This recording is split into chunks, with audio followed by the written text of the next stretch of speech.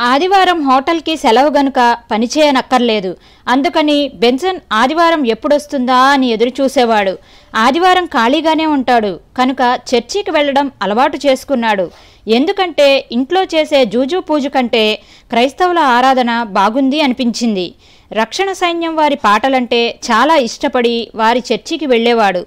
చర్చిలో చాలామంది యువకులు అతని వయస్సు వాళ్ళు అతనికి స్నేహితులయ్యారు. ఆరాధన ముగిశాక మధ్యాహ్నం నుండి ఈ స్నేహితులతో కలిసి బంతి ఆట ఆడేవాడు. బెన్సన్ వాళ్ళ గ్రూపుకు నాయకుడు. ఆదివారం గుడిలో పాస్టర్ గారు చేసే ప్రసంగం అతని మనస్సుకు ఏమాత్రం హత్తుకునేది కాదు. ఒక ఆదివారం ఎప్పటిలాగే బెన్సన్ స్నేహితులతో కలిసి బంతి ఆట ఆడుతున్నాడు. ప్రక్కనే ఉన్న చిన్న గుడిలో నుండి పాటలు వినిపిస్తున్నాయి. పాస్టర్ గారు గట్టిగా వాక్యం బోధిస్తున్నారు. వాళ్ళు తమ ఆటకు అంతరాయం కలిగిస్తుంటే బెన్సన్కు చాలా కోపం వచ్చింది. కిటికీ నుండి చూస్తే పాస్టర్ గారి తల కనిపిస్తున్నది. నాకు ఒక మంచి ఆలోచన వచ్చింది. కిటికీలో నుండి బంతి వెళ్ళి పాస్టర్ గారు తలకు తగిలేలాగా విసురుతాను. పాస్టర్ గారు ప్రసంగం ఆపేస్తారు. మళ్ళీ మనం మామూలుగా ఆడుకోవచ్చు అన్నాడు బెన్సన్. ఈ ఆలోచన అందరికీ బాగా నచ్చింది. అలాగే కానీ అంటూ బెన్సన్ను ప్రోత్సహించారు. బెన్సన్ బంతి గురి చూసి గట్టిగా తన్నాడు. అది గోడకు తగిలి వెనక్కి వచ్చింది. ఈసారి గురి చూసి ఇంకా గట్టిగా తన్నాడు. మళ్ళీ గురి తప్పి బంతి కిటికీకి తగిలింది. పాస్టర్ గారు మాత్రం ఏమాత్రం తొణక్కుండా ధారాళంగా వాక్యం చెప్తూనే ఉన్నారు. మళ్ళీ మూడోసారి కోపంగా శక్తినంతా ఉపయోగించి బంతి గట్టిగా తన్నాడు. ఈసారి బంతి కిటికీకి తగిలి వెనక్కి వచ్చి బెన్సన్ ఛాతికి గట్టిగా తగిలింది. అంతే, మారుమాట లేకుండా పడిపోయాడు.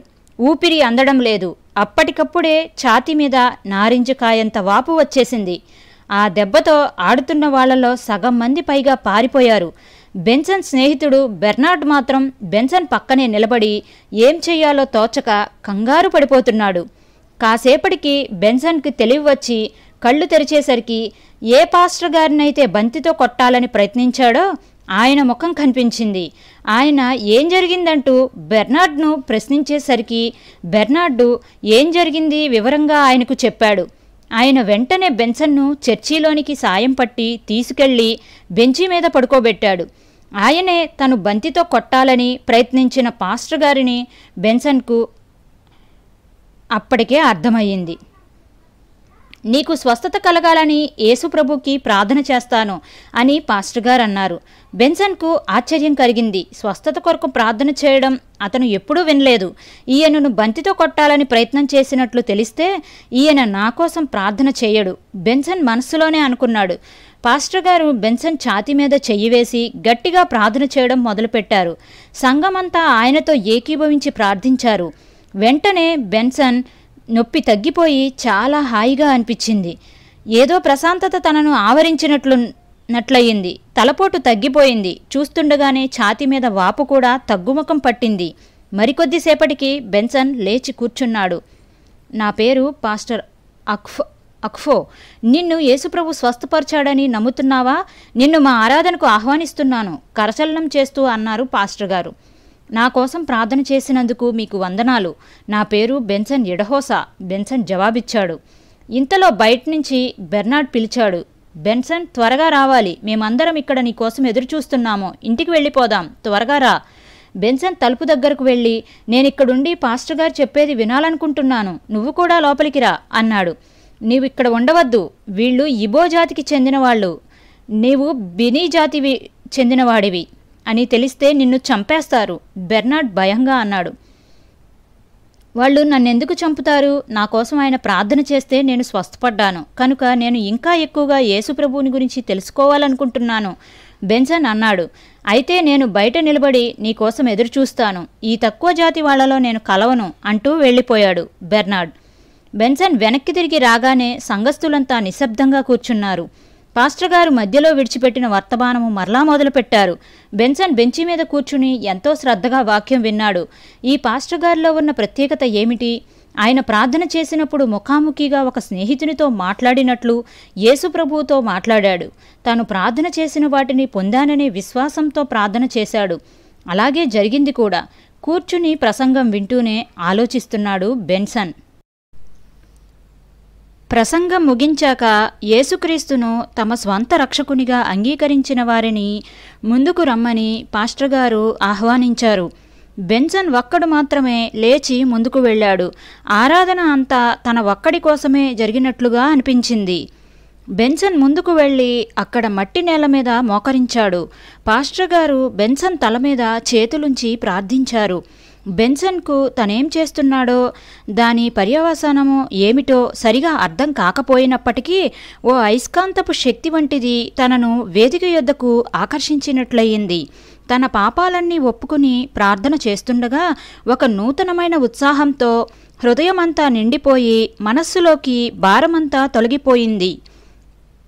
మోకాళ్ల మీద నుండి లేచేసరికి బెన్సన్ ఒక నూతన వ్యక్తిగా మారిపోయాడు. చెప్పలేని ఆనందంతో హృదయం నిండిపోయింది. పాస్టర్ గారు అతనితో కరచాలనం చేసి ఒక పుస్తకం చేతికిచ్చి, ఇది నీవు ప్రతిరోజు చదవాలి. ఈ పుస్తకం నీకు క్రైస్తవ జీవితంలో తోడ్పడుతుంది.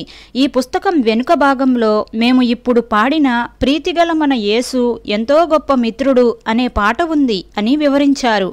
బెన్సన్ వెళ్ళిపోతూ తన ఇల్లు చర్చికి దగ్గరలోనే ఉందని పాస్టర్ గారిని రమ్మని అడిగాడు. చర్చి బయట బెర్నార్డు ఇంకా కొంతమంది స్నేహితులు బెన్సన్ కోసం ఎదురు చూస్తున్నారు. బెన్సన్ వాళ్ళ దగ్గరకు వెళ్ళి, మీరు వెళ్ళిపోండి, నేను పాస్టర్ గారిని మా ఇంటికి తీసుకుని వెళ్తాను అన్నాడు. వాళ్ళు ఆశ్చర్యంగా చూశారు. ఇంతకు ముందే కదా ఆయనను కొట్టడానికి బంతె విసిరాడు, ఇంతలో వీడికి ఏమయ్యింది, ఇలా మారిపోయాడు అనుకున్నారు. పాస్టర్ గారు బెన్సన్ ఇంటిని దర్శించి వెళ్ళిపోతూ, నేను ఉదయం 5 గంటలకు వచ్చి తలుపు తడతాను, నాతో కలిసి ప్రార్థనా కూటానికి రావాలి అని చెప్పి వెళ్ళిపోయాడు. బెన్సన్ తన మేనత్తతో తన రక్షణ సాక్ష్యం చెప్పాడు. కానీ ఆమె పట్టించుకోలేదు. బినీ జాతి వాళ్ల దృష్టిలో ఇబో జాతి వాళ్ళు బానిసల కన్నా హీనం. ఆ సాయంకాలం బెన్సన్ తన గదిలో ఒంటరిగా ఉండి తనకిచ్చిన యోహాను సువార్త మొత్తం చదివాడు. అది చదువుతున్నంతసేపు యేసు ప్రభు తన దగ్గరే ఉన్నట్లుగా అనుభూతి చెందాడు. ప్రీతిగల మన యేసు ఎంతో గొప్ప మిత్రుడు అనే పాట పదే పదే పాడుకున్నాడు. మనస్సులో చెప్పలేని సంతోషం, నెమ్మది కలిగింది. చాలాసేపు అదే పాట పాడుకుంటూ ప్రార్థన చేసుకుంటూ ఆ రాత్రి కొద్దిసేపు మాత్రమే నిద్రపోయాడు. ఉదయమే లేచి పాస్టర్ గారు రాకముందే సిద్ధపడ్డాడు. పాస్టర్ గారు రాగానే ఆయనతో కలిసి చర్చికి వెళ్ళాడు. యేసు ప్రభువుని గురించి అనేక విషయాలు పాస్టర్ గారిని అడిగి తెలుసుకుని ఇతరులతో కలిసి ప్రార్థన చేశాడు. ప్రతి బుధవారం, గురువారం సాయంకాలం చర్చిలో ప్రార్థనా కూటాలు ఉంటాయి. నీవు తప్పకుండా రావాలి పాస్టర్ గారు అన్నారు.